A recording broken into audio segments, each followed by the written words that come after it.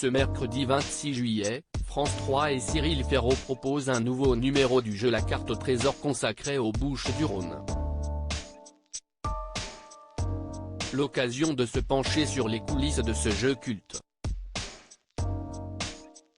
La quête de la rose des vents bat son plein en cet été 2023. Dès ce mercredi 26 juillet, France 3 propose un nouveau numéro du jeu La Carte au Trésor consacré aux Bouches-du-Rhône. Si le divertissement a longtemps été présenté par Sylvain Augier, c'est Cyril Ferraud qui est aux manettes depuis 2018. Les deux candidats de la soirée, Pauline et Fabrice s'élanceront de Saint-Rémy-de-Provence, face aux Alpilles, jusqu'aux Sainte-Marie-de-la-Mer, au sud, en passant par Arlay-la-Camargue. Avec un hélicoptère à leur disposition, ils devront résoudre 3 énigmes. Le meilleur des deux pourra ensuite tenter de remporter le trésor d'une valeur de 5 000 €.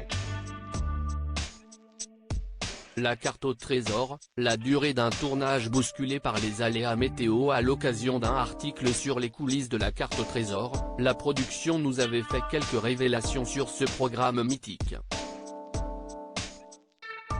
La veille du début du jeu, les candidats suivent une formation des principes de base en sécurité en hélicoptère puis dorment à l'hôtel avec le reste de l'équipe, notamment leur nounou.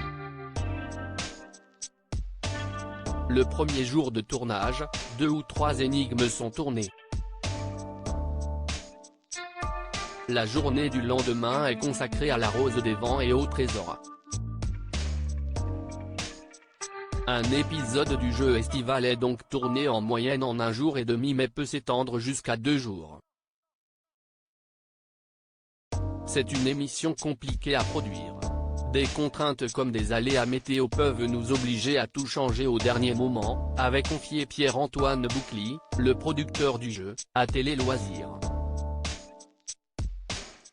Le tournage a été un enfer, le producteur de la carte au trésor se confie sur le premier numéro de cette nouvelle saison. Si jusque-là, un tournage n'a jamais été annulé à cause d'aléas météo, le premier numéro de la saison consacré à la Maurienne a donné des sueurs froides à la production.